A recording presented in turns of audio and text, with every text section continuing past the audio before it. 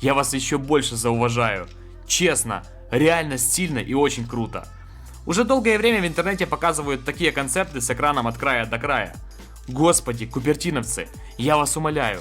За это я вам даже 6+ засранцам прощу. Наверное. Вы поняли, как будет? Сразу уберется кнопка Home. Она станет сенсорной. Будет отображаться тогда, когда она нужна. Сканер отпечатков пальцев Touch ID, соответственно, в защитное стекло экрана интегрирует. С лицевой частью все понятно. Теперь интересно, какой же вид получит тыльная сторона семерки. Первым делом наконец-таки уберут эти пластиковые полоски, которые всех задрали. Полностью избавить от них корпус у Apple пока не получится, но зато сзади их не останется. Деления для антенн сохранятся только на боковых, верхней и нижней гранях. Можно было прямо в дисплее их вкомпоновать. Ну ладно, хотя бы так додумались сделать. Этот момент они для iPhone 7s или уже для 8 подготовили. Там скажут: ребята, сегодня мы в очередной раз творим историю. Мы избавились полностью от всех полосок на корпусе. Да, все в духе купертиновцев. К слову, бытует мнение, что данный iPhone избавится от алюминиевого корпуса. Может, к стеклянному вернуться? А чё, клево получится. Модуль задней камеры переделают. Следовательно, она полностью втолкнута внутрь корпуса. В общем, такое чувство, будто они пару сайтов с формами прошерстили. Работу над ошибками выполняют.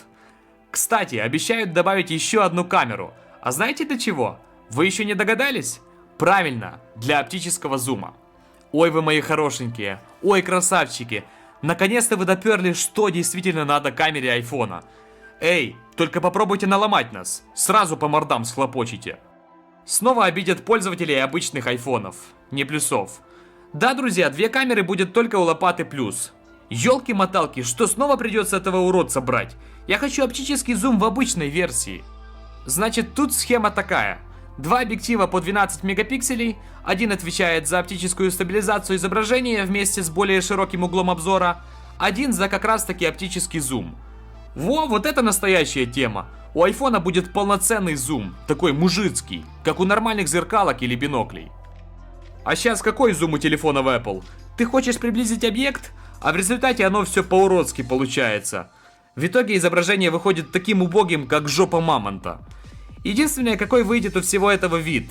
Непонятно, оставят они камеры вот так по отдельности или сольют все в одно целое. Вполне вероятно, что корпус трубки станет водонепроницаемым. Внутри компании уже работают над оболочкой с применением новых композиционных материалов, обеспечиваемых погружение аппарата на определенную глубину. С выходом технологии USB Type-C сразу было понятно, что они не остановятся с ней только на макбуках. Здесь они, жулики, все уже давно порешали. Это же для них очередной способ бабосов срубить. Как они тебе такое пропустят? Все, разъем мини-джек для наушников у нас отберут. Все перекинут на порт Type-C. Так что переходнички по $30 они по-любому подготовили. Готовьтесь, сейчас начнется вся эта фигня. Конечно, если от мини-джека избавиться, тогда обязательно должна измениться толщина устройства. Если у нынешнего 6s она 7,1 мм, то у его приемника это значение должно составлять от 6 мм до 6,5 максимум. Ох, сколько же Apple баблишек с теми переходничками нарубит. А битсы как поднимутся. Они их сразу под новый порт переиначат. Процессор A10 поставят. Даже 3 гигабайта оперативки туда воткнут. Но слушайте меня сюда, вы жлобяры. Когда iOS оптимизируете-то? Я же знаю вас, наглецов. Крутых процессоров с оперативками поставляете, а iPhone все как глючил, так и дальше глючить будет. Потому что вы систему через одно место в последнее время делаете. И уважаемая Apple, нормальный аккумулятор в iPhone у вас когда появится? Придите в себя в конце концов. На дворе 21 век. Сегодня у тебя садится батарейка в телефоне, и все, ёшкин кот. Был человек, нет человека. 7 плюсу приписывают батарейку емкостью 300 мАч. В 6s Plus 2750 мАч. Не знаю, но тут походу не батарейка погоду меняет. Все снова же зависит от операционки. Слухи о беспроводной зарядке от них промелькнули. Ну и что? Какая разница, как заряжать? Положив смартфон на специальную панель или через кабель? Вот если бы она без помощи кабеля, примером от солнечного света питание получала, вот тогда была бы вещь. А так, несуразица какая-то. Добавят модель на 256 гигов.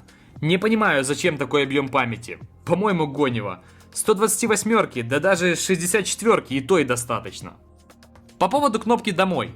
Она сможет воспринимать жесты Swipe, а также 3D Touch, как дисплей в iPhone 6s, 6s Plus. То есть будет служить не просто для разблокировки, выхода на главный экран, активации Siri, а для упрощения использования телефона. К примеру, чтобы открыть меню многозадачности, достаточно провести пальцем по кнопке справа налево.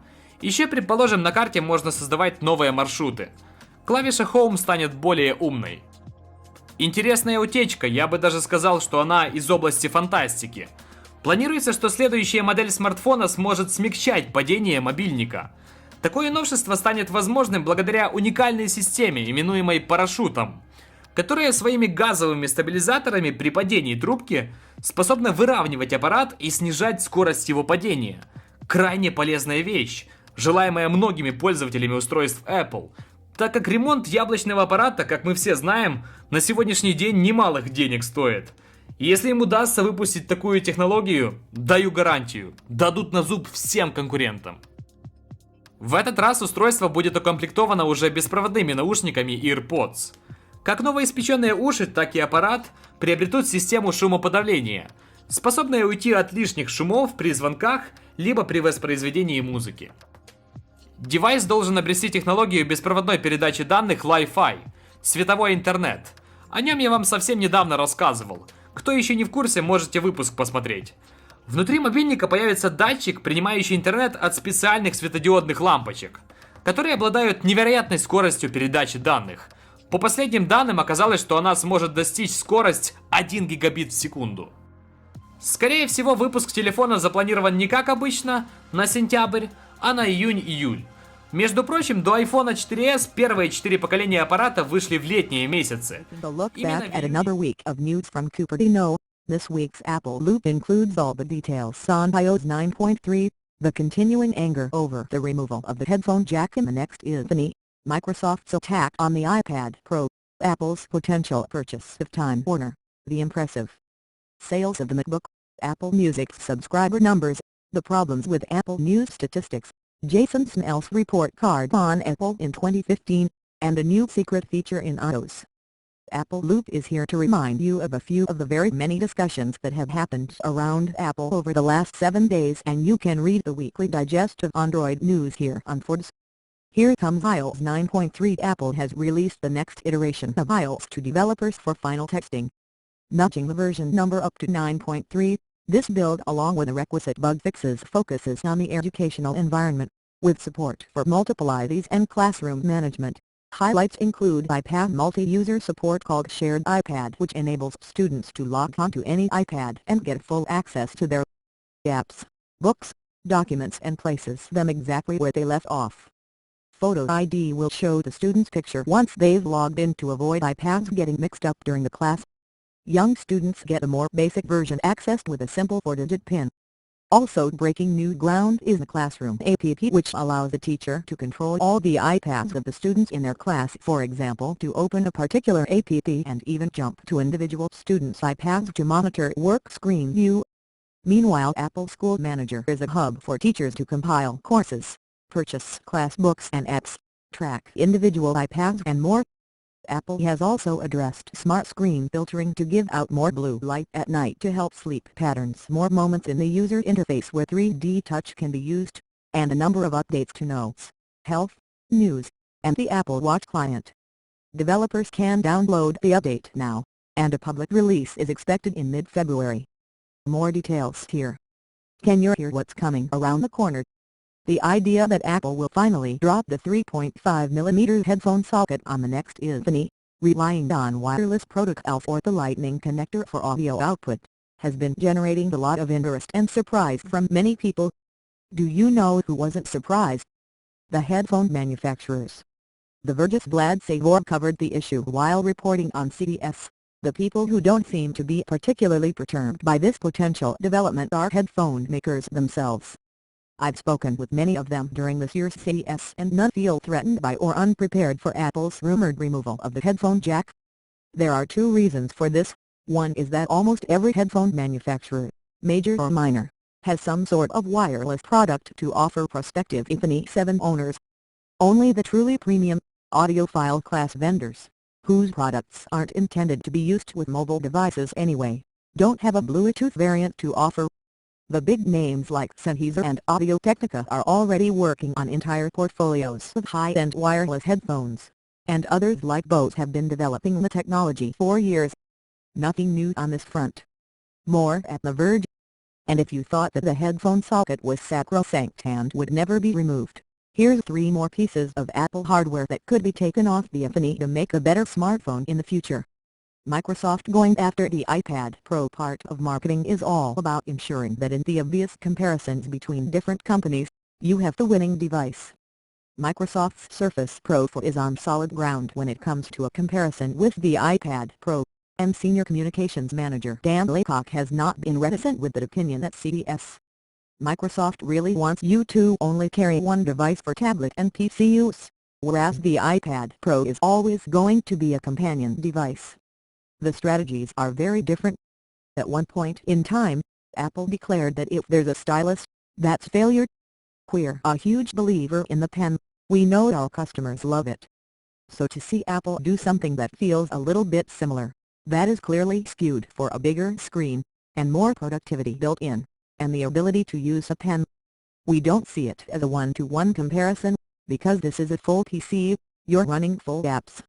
Depending on your point of view, the Surface Pro 4 is a device that can do everything demanded and expected of it and is a superb portable computer, while the iPad Pro is an up-gunned tablet with limited support for bespoke enterprise devices, or the iPad Pro is a distillation of mobile technology, and the Surface Pro is last decade's vision of what it means to be a Josh Smith with computer. GottaBeMobile.com. We're taking a look at the iOS 7 beta, and one of the cool new features is FaceTime audio. So in the phone app, you can actually make a FaceTime audio call. So no video, just audio. Sounds way better than a phone call, especially if you're used to calling someone who's in poor AT&T coverage. This is way better. If you are someone who still has a minute allowance, this will allow you to skip around that, and you can make a FaceTime audio call over LTE and over Wi-Fi. Here we're going to make one over Wi-Fi, and I've already added Sean Ingram, my coworker, to my favorites as a FaceTime audio call. So I'm just going to tap this, and you'll notice that the new screen here, we have a FaceTime audio call, and there's no video, but we can switch over to video. And here we're ringing. The call quality. Hi, Sean. Hi, Josh. I have you on speaker right now. The speaker quality might not be as good as on headphones or up to our face, but we definitely think that FaceTime audio feels or sounds better than a regular phone call. Yeah, you still sound good even over speakerphone. Cool. Well, thanks for joining the demo. I'll let you go for now and get back to it. Okay, great. Thanks. And so you can also switch over to a video call straight from there, and you can do this on LTE. So look for this to be something that we make use of, and hopefully we can add in multiple callers to this, something we're going to try out. In this video, I'll be showing you a second way to get the Super Nintendo emulator plus the games on any device running any firmware, including the latest iOS 7. The best part about it is that you don't need a jailbreak. So Apple did patch the certificate exploit that developers were using in order to get these emulators on your device, but there is a way around that. Go into settings, go to General, scroll down to Date and Time. If your date is set automatically, toggle it off. In the date option down below, select any date before July 16, any date of your choice. Let it stop, go back, press the home button. Now we're going to go into Safari. You're going to type in this website, iosemulatorspot.weebly.com. Once you're there, scroll down to the bottom until you find SNES for iOS. Click the blue install button, install again, and it'll take a couple of seconds to install the SNES emulator. Now that it's done, I'll show you how to get the games. Open up the app. On the left hand side, up at the top, tap on the magnifying glass, choose the first Google search site, click on the search bar up at the top, and type in any game of your choice. I'm going to type in Super Mario since I do own a hard copy of this game. Now you're going to search for the Super Nintendo. Make sure it's for the Super Nintendo, not any other emulator. Once you find it, click on the download. Click on download one more time. Click continue. And you see the game right there. Now let's open it up really quick. The first thing you'll notice is that the orientation of the picture will be off. So you need to bring up your control panel, search for the orientation screen lock the screen, and now you can play the game comfortably without it moving or seeing half the screen. And now you guys can see that the SNES for iOS emulator, which is a Super Nintendo emulator, works perfectly fine on my iPhone 5 running iOS 7 without a problem. As always, hopefully my video helped you out enjoy your iDevice just a little bit more while you're waiting for the iOS 7 jailbreak. If it did, hit the like button down below. Leave me a comment if you need help. Don't forget to subscribe for more videos. This is Nas Rocks. Peace.